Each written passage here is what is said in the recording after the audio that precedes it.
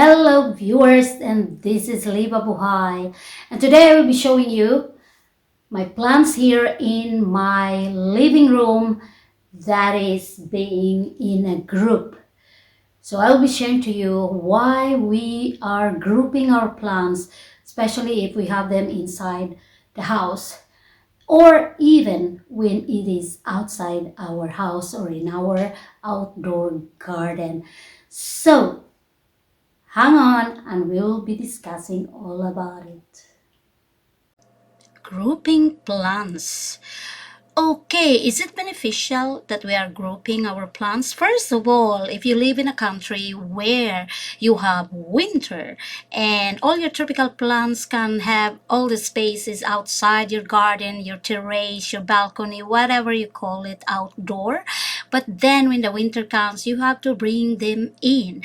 And what do you do it? If you have a big space, then you can group it this way, where you have them like different kinds of plants and you just mix them all, and there it looks so nice when they are together. It's like you have a little bit of a forest inside your house, and a lot of modern houses now are actually using plants as part of their interior decoration. Okay, as what they say, there are experts who said that plants shouldn't touch each other because it might cause some kind of infecting each other when it's different kinds of plants. But anyway, what I did here in my house, I have done it a lot of times. When I see that one plant is not doing well in a group, I usually just take them out from the group. Well, if you have not so plenty of plants, you don't have a lot of space, then it means that you might group plants like, like three, five different kinds of plants in a group, somewhere in a corner, of your house. And actually, the best thing when you group them is that group them in odd numbers.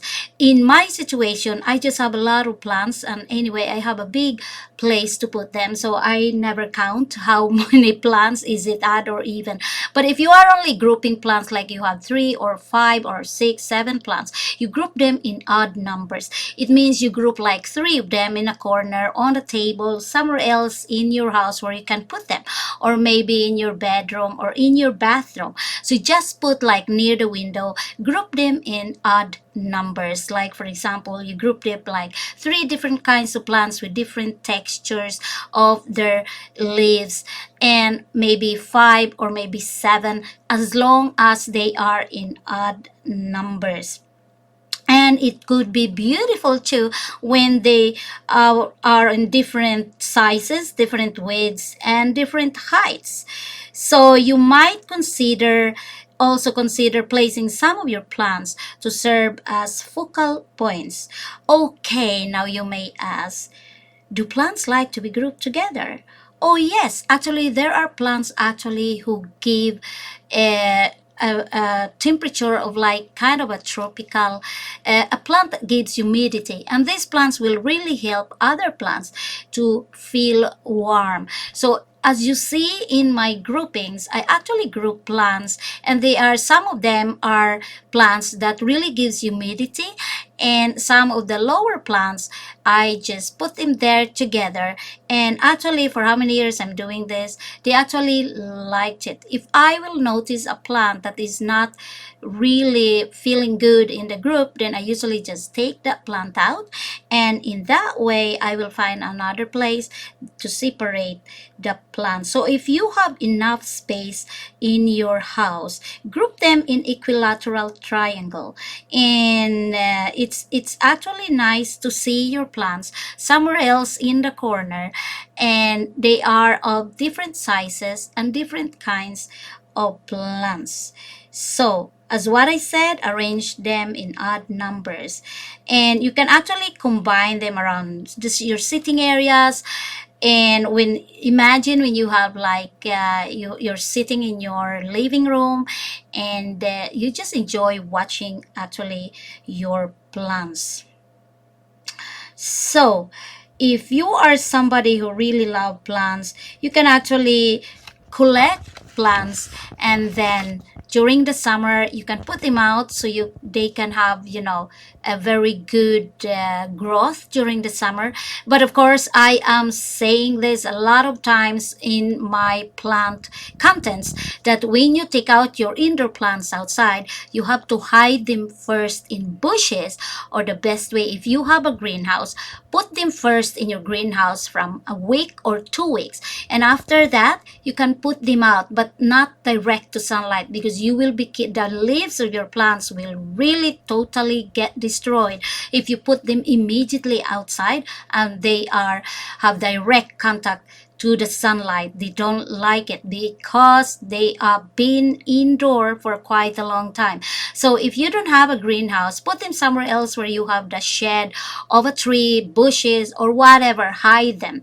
If you don't have that possibility, you can actually buy, it's kind of a cloth, like there can be white color of them, and you just cover these plants for like a week, and then in that way you are not destroying the leaves of the plant.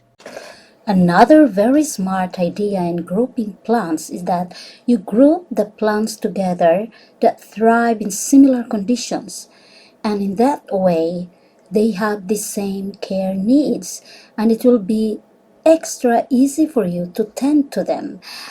To explain it further, what I mean is that when you group your plants, there are some plants that we can say thirsty plants. There are plants that are not so thirsty. So when you group them together according to the kind of needs they want. So if you group a certain plant that are like thirsty kind of plants, you group another kind of plants that are not so thirsty. When the time you tend to them, you know exactly which plants that you will be watering in one day in a week, or a plant that you have to water 3 days in a week. And I am considering also when you live in a country where you have cold winters, and it means that plants that are not so thirsty, it's enough to water them once in a week. But of course, if you have very big plants already and they have already a lot of roots inside, it means you really have to water them, or as what I have said in a lot of my contents about plants, is that you feel the soil of the plant. If it's moist, don't water them. But if you feel like for about 3-4 centimeters and they are already dry, then you can actually water them.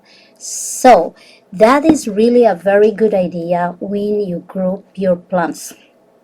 And in that way, it will be easier for you to see that this group needs watering once in a week, that group needs watering like twice or 3 times in a week. And also, you can also put plants or group them, for example, placing humidity lovers close together, and it can help create a pocket of moisture for every plant in a group. And as you see with all my plants, there are actually plants that they provide humidity in the room, and in that way they help together when they are being grouped, and they are this humidity lover plant. They can actually help together to give humidity to each other, and in that way these plants will actually enjoy being each other, or being together, or near each other. Isn't it funny? I mean, plants can be like more of us human beings. No man is an island. And anyway, these tips that I gave you and all these ideas, I hope it can help to you who is also a plant lover. See you again next time. And if you want to see more, listen more, all about plants, tips, ideas, and strategies in keeping your plants healthy, then just click on the subscribe and the button there if you want. And see you again next time.